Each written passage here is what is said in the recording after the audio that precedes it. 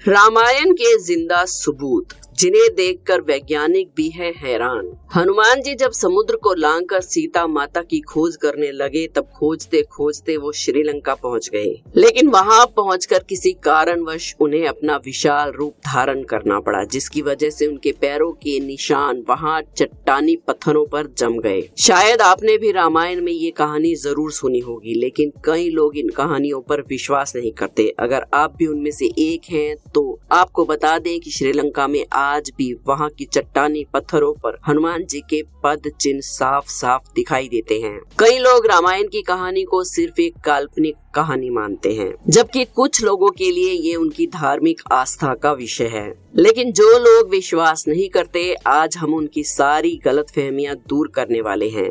आज हम आपको बताएंगे कि रामायण की कथा हमारी धरती पर ही घटित हुई थी। लेकिन वीडियो शुरू करने से पहले आपसे रिक्वेस्ट है कि अगर अभी तक आपने हमारे चैनल अनोखी दुनिया को सब्सक्राइब नहीं किया है तो जल्दी से कर लीजिए और कमेंट्स में जय श्री राम जरूर लिखें। सबूत नंबर 1, रामायण के अनुसार जब सीता माता का हरण हुआ तब इसी बीच सीता माता की खोज में राम जी की मुलाकात हनुमान जी से हुई, जिसके बाद हनुमान जी हर रोज एक स्थान पर श्री राम की प्रतीक्षा किया करते थे। आज इस स्थान को हनुमानगढ़ी के नाम से जाना जाता है, जहां पर हनुमान जी का एक बहुत बड़ा मंदिर भी है। सबसे बड़ी बात यह है कि रामायण में भी इस मंदिर का जिक्र साफ साफ मिलता है। बात करें दूसरे प्रमाण की तो जब रावण सीता माता का हरण करके उन्हें श्रीलंका ले गया तो अशोक वाटिका में रखने से पहले उसने सीता माता को अपने महल में रखने की पेशकश की, लेकिन जब सीता माता ने उसे स्वीकार नहीं किया तो रावण ने उन्हें अशोक वाटिका में रखा।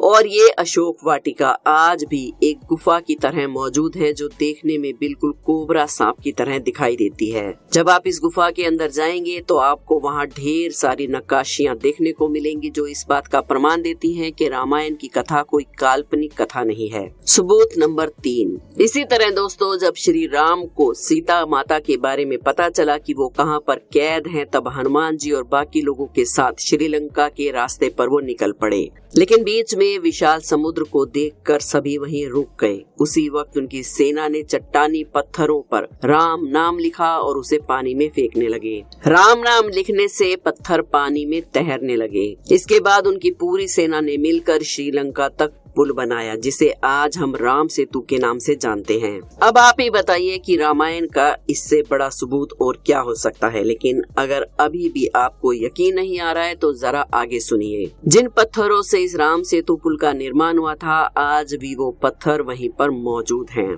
और जब इन पत्थरों पर रिसर्च की गई तो जाकर पता चला कि पत्थर रामायण युग के ही हैं। इसके अलावा आपने ये भी पढ़ा होगा कि एक बार लक्ष्मण जी मूर्छित हो गए थे। उस वक्त हनुमान जी हिमालय गए और वहां से संजीवनी बूटी का एक पूरा पहाड़ उठाकर ले आए थे। लेकिन कई लोग पूछते हैं कि जब हनुमान जी उस पहाड़ को उठाकर श्रीलंका तक ले गए तो आखिर वो पहाड़ है कहाँ? तो चलिए आज आपको उस पहाड़ के भी दर्शन करा देते हैं। प्रमाण नंबर 4, जब आप श्रीलंका जाएंगे और रामायण के तथ्यों को ढूंढने की कोशिश करेंगे तो आपको वहाँ पर एक बहुत विशाल पहाड़ देखने को मिलेगा, जिसे आज द्रोणागिरी पर्वत के नाम से जाना जाता है। दोस्तों ये वही पहाड़ है जिसे हनुमान जी उठाकर श्रीलंका तक ले आए थे। सबूत नंबर 5, आपको जानकर हैरानी होगी कि हाल ही में इस पहाड़ पर और इसके इर्द गिर्द वैज्ञानिकों ने कुछ रिसर्च की है। अपनी इस रिसर्च में वैज्ञानिकों ने पाया कि इस पहाड़ पर कुछ ऐसी जड़ी बूटियां हैं जो सिर्फ और सिर्फ हिमालय पर ही पाई जाती हैं। हालांकि वैज्ञानिक भी इस रिसर्च को करने के बाद बहुत ज्यादा हैरान थे।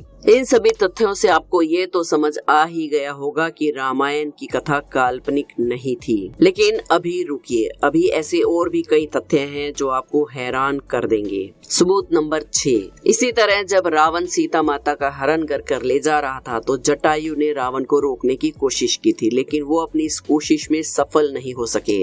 रावण ने उन्हें मार गिराया, लेकिन जहाँ पर जटायु गिरे थे आज भी उस जगह को लिपाक्षी मंदिर के नाम से जाना जाता है। यहाँ पर पर ऐसे कई सबूत आपको देखने को मिलेंगे कि जटायु का पार्थिव शरीर जिस जगह पर गिरा था वो जगह भी आपको देखने को मिलेगी। सबूत नंबर 7, सीता माता का हरण करने के बाद रावण ने जब उन्हें अशोक वाटिका में रखा था तो वो हमेशा एक पेड़ के नीचे चुपचाप बैठी रहती थी। सबसे बड़ी बात तो ये है कि अशोक वाटिका का वो वृक्ष आज भी श्रीलंका में मौजूद है और इस जगह को आज नोवारा इलैया के नाम से जाना जाता है। लेकिन दोस्तों, अगर आपको अभी भी रामायण पर यकीन नहीं है तो जरा आगे वीडियो देखिए। आगे हम आपको कुछ ऐसे सबूत देने वाले हैं जिससे आपकी आंखें खुल जाएंगी। सबूत नंबर 8, रामायण में साफ साफ शब्दों में लिखा है कि रावण अपनी लंका की सुरक्षा बड़े बड़े विशाल हाथियों की मदद से करता था। आज के पाए जाने वाले हाथियों की तुलना में उन हाथियों के अंदर ज्यादा बल था और वो ज्यादा विशाल थे। हालांकि आज से कुछ समय पहले लोगों को ये बातें काल्पनिक लगती थी, लेकिन अब श्रीलंका के पुरातत्व विभाग ने शोध करना शुरू किया है और उन्हें हाथियों के ऐसे जीवांश मिले हैं जो आज के पाए जाने वाले हाथियों से कई ज्यादा गुना बड़े हैं। अब जरा इसके आगे सुने। रामायण अगर आपने पढ़ी है या देखी है तो आपको इतना तो पता ही होगा कि एक वक्त ऐसा आया था जब हनुमान जी ने अपनी पूंछ से पूरी की पूरी लंका जला दी थी। इसका सबसे बड़ा सबूत ये है कि आज भी यहाँ पर काले रंग की मिट्टी देखने को मिलती है, जो ये साबित करती है कि इतिहास में यहाँ पर कभी बहुत बड़ी आग लगी थी। सबूत नंबर 10, रावण का वध करने के बाद एक ऐसा भी समय आया जब सीता माँ को अपनी पवित्रता साबित करने के लिए अग्नि परीक्षा देनी पड़ी। जहाँ पर सीता माता ने अग्नि परीक्षा दी थी, आज भी वो स्थान पूरी तरह से सुरक्षित है। इस जगह को दीवुरुम्पल्ला नाम से जाना जाता है। सबूत नंबर 11, भगवान राम को रावण का वध करना पड़ा, लेकिन रावण एक ब्राह्मण था। हिंदू मान्यताओं के अनुसार किसी भी ब्राह्मण की हत्या करना सबसे बड़ा पाप है और इसी पाप से छुटकारा पाने के लिए राम जी ने भगवान शिव की आराधना की। शिव जी प्रकट हो गए और उन्होंने राम जी से कहा कि अगर इस पाप से छुटकारा पाना चाहते हो तो तुम्हें 4 शिवलिंगों की पूजा करनी पड़ेगी। जिसके बाद सीता माता ने रेत से एक शिवलिंग बनाया।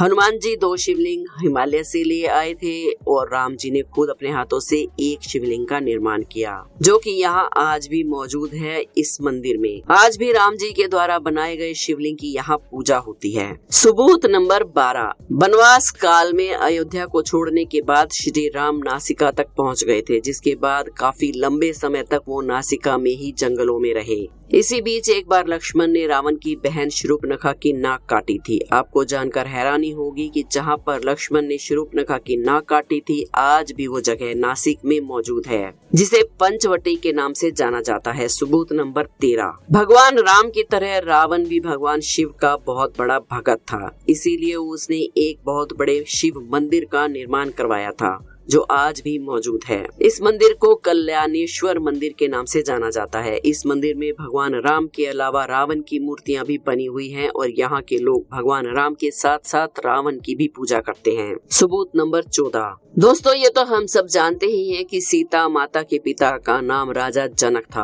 अगर आप नेपाल जाएंगे तो आपको वहाँ पर जनकपुरी नाम का एक शहर देखने को मिलेगा। यहाँ पर आपको राजा जनक का महल भी देखने को मिलेगा। इसके साथ साथ आपको वो जगह भी देखने को मिलेगी जहाँ पर राम और सीता का विवाह हुआ था। वैसे रावण की सोने की लंका कहाँ है, अगर आप ये जानना चाहते हैं तो है सबूत नंबर 15। आपको बता दें कि हाल ही में शोधकर्ताओं ने श्रीलंका की पहाड़ी में ऐसे कुछ अवशेष ढूंढ निकाले हैं जो बताते हैं कि यहाँ पर कभी बहुत बड़ा महल हुआ करता था। हालांकि यहाँ के हालात को देखकर अब तो ये नहीं कह सकते कि ये कोई महल है, लेकिन ये साबित कर सकते हैं कि यहाँ पहले कभी महल हुआ करता था। सबूत नंबर 16, रावण के वध के बाद राम जी ने लंका का सारा कार्यभार विभीषण के हाथों में सौंप दिया था। इसके बाद विभीषण ने कालान्या नदी के करीब अपना एक महल बनाया था, जिसका सबसे बड़ा सबूत हाल ही में मिला है। शोधकर्ताओं की एक टीम जब वहां पर जांच करने के लिए गई तो वहां पर महल के बहुत सारे अवशेष मिले, जो कि इस बात की गवाही देते हैं, सबूत देते हैं कि ये विभीषण का ही महल है। दोस्तों इन सारी बातों से आपको इतना तो यकीन आ गया होगा कि रामायण की कहानी काल्पनिक नहीं है, ये किसी के दिमाग की उपज नहीं है। लेकिन आपको बता दें कि अभी इसकी खोज पूरी नहीं हुई है। आज भी बहुत सारे रिसर्चर्स श्रीलंका के इलाके में रामायण के सबूत ढूंढने में लगे हुए हैं। हो सकता है कि आने वाले समय में आपको रामायण के इससे भी बड़े सबूत देखने को मिल जाएं। तो दोस्तों, वीडियो पसंद आई हो तो एक लाइक जरूर करें। इसे अपने दोस्तों के साथ, अपने रिश्तेदारों के साथ फेसबुक और व्हाट्सएप पर शेयर जरूर करें ताकि रामायण को काल्पनिक कहने वाले लोगों को जवाब मिल जाए। वीडियो को लाइक करके हमारे चैनल अनोखी दुनिया को सब्सक्राइब करना बिल्कुल ना भूलें और कमेंट्स में जय श्री राम जरूर लिखें।